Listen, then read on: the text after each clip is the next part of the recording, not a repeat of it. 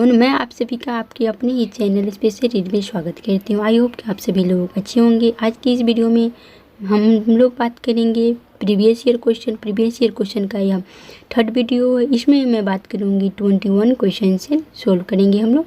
तो हम लोग आज का क्वेश्चन सोल्व करते हैं। क्वेश्चन में कहा जा रहा है, एक संरचनात्मक कक्षा में बच्चों की संज्ञानात्मक सहभागिता को किस प्रकार सुसाधित किया जा सकता है।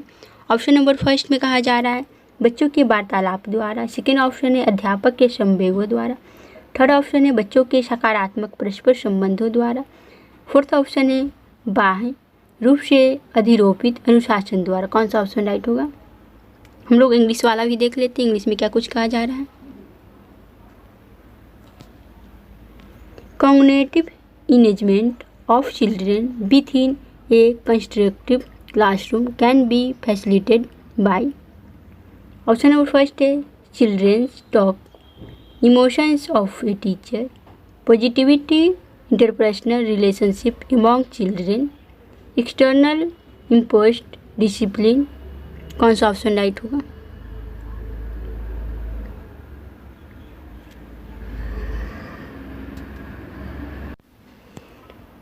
तो इसमें थर्ड ऑप्शन जो है सो राइट होगा। 1, 2 और 3 सही होगा और फोर्थ वाला जो है वो रॉन्ग होगा, क्योंकि इसमें कहा जा रहा है एक संरचनात्मक कक्षा में बच्चों की संज्ञानात्मक सहभागिता को किस प्रकार सुसाधित किया जा सकता है। तो बच्चों के वार्तालाप द्वारा किया जा सकता है। सेकेंड में कहा जा रहा है अध्यापक के संवेगों द्वारा भी किया जा सकता है और बच्चों के सकारात्मक परस्पर संबंधों द्वारा भी किया जा सकता है। तो ऑप्शन नंबर थर्ड जो है सो राइट होगा। ऑप्शन नंबर थर्ड राइट होगा और फोर्थ सिर्फ रॉन्ग होगा। तो अब हम लोग नेक्स्ट क्वेश्चन देखते हैं 22 क्वेश्चन।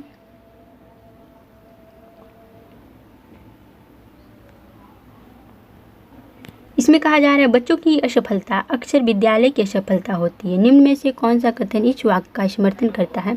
फर्स्ट ऑप्शन है स्कूलों का स्थित विद्यार्थियों के सामर्थ्य में विभेदीकरण करने हेतु। सेकेंड ऑप्शन है बच्चे इसलिए असफल होते हैं क्योंकि विद्यालय बच्चों के सीखने की विविध गतियों का संज्ञान नहीं करते। थर्ड ऑप्शन है बच्चे इसलिए असफल होते हैं क्योंकि वह विद्यालय की ज़रूरतों का अनुपालन नहीं करते। फोर्थ ऑप्शन है बच्चे योग्यता की कमी और निम्न बुद्धि लब्धि की वजह से असफल होते हैं। कौन सा ऑप्शन राइट होगा। तो कौन सा ऑप्शन राइट होगा। तो ऑप्शन नंबर सेकेंड जो है सो राइट होगा। बच्चे इसलिए असफल होते हैं क्योंकि विद्यालय बच्चे के सीखने की विविध गतियों का संज्ञान नहीं करते। अब हम लोग इंग्लिश वाला भी क्वेश्चन देख लेते हैं, इंग्लिश में क्या कुछ कहा जा रहा है। इंग्लिश में कहा जा रहा है the failure of children is often the failure of school. Which of the following supports this statement? कौन सा ऑप्शन राइट होगा इसमें।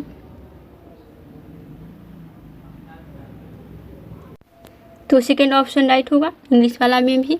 अब हम लोग आगे चलते हैं और देखते हैं नेक्स्ट क्वेश्चन 23 नंबर क्वेश्चन। इसमें क्या कुछ कहा जा रहा है। किसी संप्रत्यय के प्रासंगिक और अर्थपूर्ण होने के लिए क्या आवश्यक है। फर्स्ट ऑप्शन है उपयुक्त परिभाषा द्वारा पढ़ाया जाना। सेकेंड ऑप्शन है बच्चे के जीवन संबंधी सामाजिक परिप्रेक्ष्य से जोड़कर पढ़ाना। थर्ड ऑप्शन है पाठ्य पुस्तक से बच्चों की कॉपी में ज्यों का त्यों लिखना। फोर्थ ऑप्शन है अच्छे से रट लेना ताकि विद्यार्थी प्रतियोगिताओं में हिस्सा ले पाए। कौन सा ऑप्शन राइट है आप लोग बताइए। तो सेकेंड ऑप्शन है सो राइट होगा। बच्चे के जीवन संबंधित सामाजिक परिप्रेक्ष्य से जोड़कर पढ़ाना, क्योंकि क्वेश्चन में कहा जा रहा है किसी संप्रत्यय के प्रासंगिक और अर्थपूर्ण होने के क्या आवश्यक है। तो बच्चे के जीवन संबंधित सामाजिक परिप्रेक्ष्य से जोड़कर पढ़ाना। आप लोग जो मैंने ईवीएस का पेडागोजी पढ़ाया उसे थोड़ा सा जा करके देख लीजिएगा, क्योंकि ईवीएस में इस बात को दिए हुए है कि बच्चे को अपने आसपास से जीवन से संबंधित चीज़ों को पढ़ाना चाहिए जिससे बच्चे अच्छे तरह से समझ पाए। तो इसमें भी ऑप्शन में कहा जा रहा है बच्चे के जीवन संबंधित सामाजिक परिप्रेक्ष्य से जोड़कर पढ़ाना चाहिए, तो बच्चे जो है ज़्यादा समझेंगे। और फर्स्ट ऑप्शन में कहा जा रहा था उपयुक्त परिभाषा द्वारा पढ़ाया जाना, तो ये रॉन्ग हो जाएगा। बेस्ट ऑप्शन चुना है तो इसलिए सेकेंड ऑप्शन राइट होगा। थर्ड में कहा जा रहा था पाठ्य पुस्तक से बच्चों की कॉपी में ज्यों का त्यों लिखना, ये भी रॉन्ग होगा। फिर फोर्थ ऑप्शन में कहा जा रहा था अच्छे से रट लेना ताकि विद्यार्थी प्रतियोगिताओं में हिस्सा ले पाए, तो ये भी रॉन्ग होगा। सिर्फ सेकेंड ऑप्शन राइट होगा। बेस्ट ऑप्शन चुना है तो बच्चे के जीवन संबंधित सामाजिक परिप्रेक्ष्य से जोड़कर पढ़ाना। तो अब हम लोग इंग्लिश वाला भी देख लेते हैं, इंग्लिश में क्या कुछ कहा जा रहा है। To be relevant and meaningful a concept needs to be linked with the social context of the children's life। तो ये रॉन्ग, ये जो ऑप्शन है सेकेंड जो राइट होगा। तो हम लोग आगे की तरफ चलते हैं और देखते हैं नेक्स्ट क्वेश्चन 24 नंबर क्वेश्चन। इसमें क्या कुछ कहा जा रहा है। इसमें कहा जा रहा है एक कक्षा में बच्चों के असफलता के भय को दूर करना क्यों जरूरी है। फर्स्ट ऑप्शन है एक कक्षा में अध्यापक बच्चों के भय को संभाल नहीं सकता। सेकेंड ऑप्शन है विद्यालय बच्चों के भावनात्मक जीवन की जिम्मेदारी नहीं ले सकता। थर्ड ऑप्शन है असफल और त्रुटियां बच्चे के अधिगम का स्वाभाविक हिस्सा है। फोर्थ ऑप्शन है भय का एहसास करने वाले बच्चे विकासात्मक रूप से विफल होते हैं। कौन सा ऑप्शन राइट है। क्योंकि क्वेश्चन में कहा जा रहा है एक कक्षा में बच्चों के असफलता के भय को दूर करना क्यों जरूरी है। असफलता के भय को दूर करना क्यों जरूरी है, तो कौन सा ऑप्शन राइट होगा। तो क्वेश्चन नंबर थर्ड जो है सो राइट हो। असफलता और त्रुटियां बच्चे के अधिगम का स्वाभाविक हिस्सा है, तो ये राइट होगा। असफलता और त्रुटियां जो है बच्चे के अधिगम का यानी सीखने का स्वाभाविक हिस्सा है, तो थर्ड ऑप्शन राइट होगा। बाकी सभी रॉन्ग होगा, क्योंकि फर्स्ट में कहा जा रहा है एक कक्षा में अध्यापक बच्चों को भय को संभाल नहीं सकता, तो ये रॉन्ग होगा। सेकेंड ऑप्शन है विद्यालय बच्चों के भावात्मक जीवन की जिम्मेदारी नहीं ले सकता, ये भी रॉन्ग होगा। फिर फोर्थ में कहा जा रहा है भय का एहसास करने वाले बच्चे विकासात्मक रूप से विफल होते हैं, तो ये भी रॉन्ग होगा। सिर्फ थर्ड जो है सो राइट होगा। असफलता और त्रुटियां बच्चे के अधिगम का स्वाभाविक हिस्सा है। अब हम लोग इंग्लिश वाला भी देख लेते हैं। The fear of failure needs to be discouraged in children within a classroom because, तो इसमें जो है थर्ड ऑप्शन राइट होगा। Failure and errors are a natural parts of children learning, तो ये राइट होगा थर्ड ऑप्शन। तो 25 number question में कहा जा रहा है अक्सर यह तर्क दिया जाता है कि पुरस्कार देना अधिगमकर्ताओं को अभिप्रेरित करने का उत्तम तरीका नहीं है, क्योंकि फर्स्ट ऑप्शन इससे आंतरिक अभिप्रेरणा क्षीण होती है। सेकेंड ऑप्शन इससे आंतरिक अभिप्रेरणा बढ़ जाती है। इससे बाह्य अभिप्रेरणा क्षीण होती है। फोर्थ ऑप्शन है इससे आंतरिक और बाह्य अभिप्रेरणा दोनों ही क्षीण होती है। कौन सा ऑप्शन राइट होगा, तो फर्स्ट ऑप्शन जो है सो राइट होगा। इससे आंतरिक अभिप्रेरणा क्षीण होती है, क्योंकि क्वेश्चन में कहा जा रहा है अक्सर यह तर्क दिया जाता है कि पुरस्कार देना अधिगमकर्ताओं को यानी जो सीखने वाला है विद्यार्थी को अभिप्रेरित करने का उत्तम तरीका नहीं, क्योंकि इससे अभ्यर्थी का जो है यानी अधिगमकर्ताओं का जो है आंतरिक अभिप्रेरणा क्षीण होती है, तो फर्स्ट ऑप्शन राइट होगा। तो अब हम लोग आगे चलते हैं और क्वेश्चन देखते हैं 26 नंबर क्वेश्चन में कहा जा रहा है निम्न में से अभिलक्षणों का कौन सा दल उत्तम समस्या समाधानकर्ता को इंगित करता है।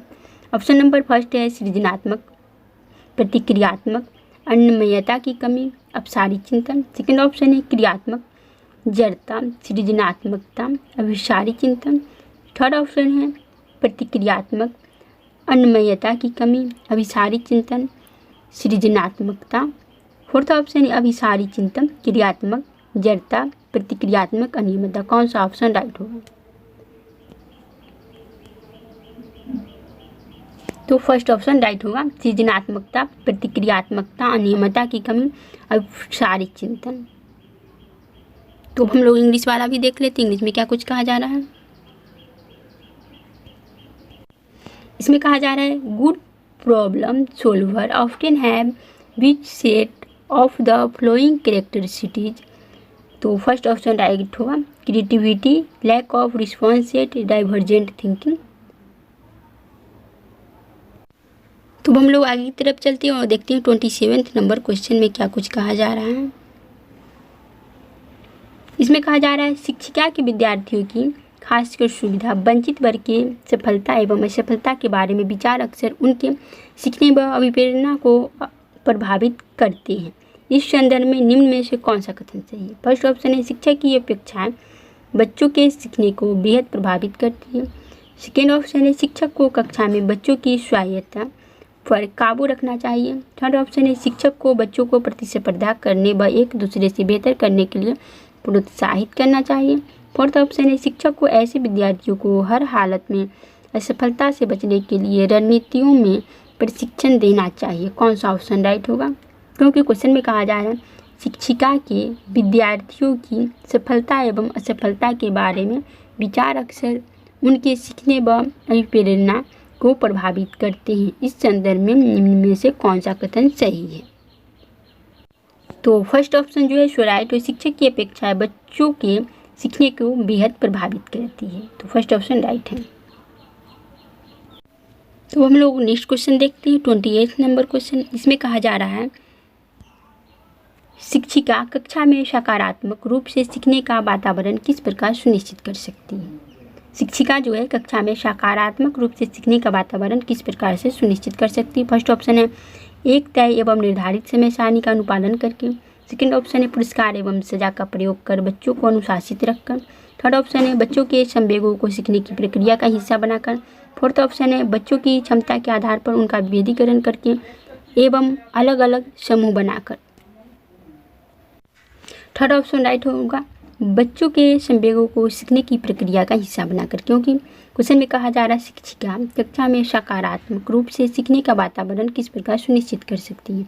तो बच्चों के संवेगों यानी इमोशनल को सीखने की प्रक्रिया का हिस्सा बनाकर। थर्ड ऑप्शन राइट होगा।